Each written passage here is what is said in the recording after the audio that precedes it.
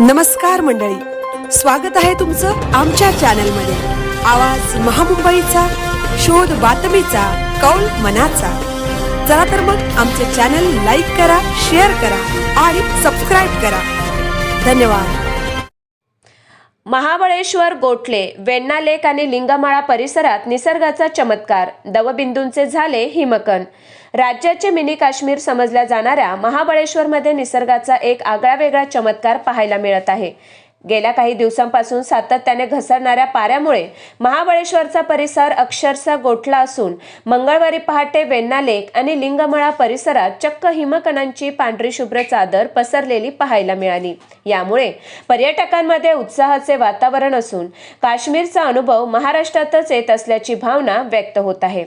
मंगळवारी पहाटे महाबळेश्वरमधील थंडीचा कडाका इतका तीव्र होता की वेण्णा लेक आणि लिंगमाळा परिसरातील गवताची पाती, झाडांची पाने आणि उघड्यावर उभ्या असलेल्या वाहनांच्या टपांवर पडलेले दवबिंदू गोठून त्याचे बर्फात रूपांतर झाले होते।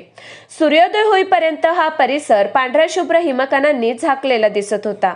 गेल्या काही दिवसांपासून महाबळेश्वरच्या तापमानात मोठी घट झाली आहे। सध्या येथील किमान तापमान 8 ते 11 अंश सेल्सिअसच्या दरम्यान नोंदवले जात आहे। मात्र वेण्णा लेक यासारख्या सखल भागात जमिनीलगतचे तापमान यापेक्षाही कमी असल्याने तिथे दव गोठण्याची प्रक्रिया, फ्रॉस्टिंग सुरू झाली आहे। संध्याकाळनंतर बोचरा वारा वाहत असल्याने गारवा अधिकच वाढत आहे। नाताळाची सुट्टी आणि न्यू इयर सेलिब्रेशनसाठी सध्या महाबळेश्वर पर्यटकांनी फुलून गेले आहे। थंडीपासून संरक्षण मिळवण्यासाठी स्थानिक नागरिक आणि पर्यटक ठिकठिकाणी शेकोटीचा आधार घेताना दिसत आहेत।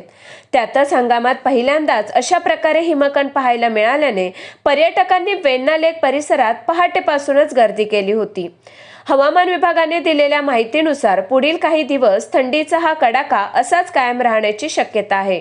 जर तापमानाचा पारा असाच घसरत राहिला तर आगामी काळात हिमकणांचा प्रभाव अधिक गडद स्वरूपात पाहायला मिळू शकतो। आवाज महामुंबईचा चॅनलसाठी राजेश सोंडकर, महाबळेश्वर।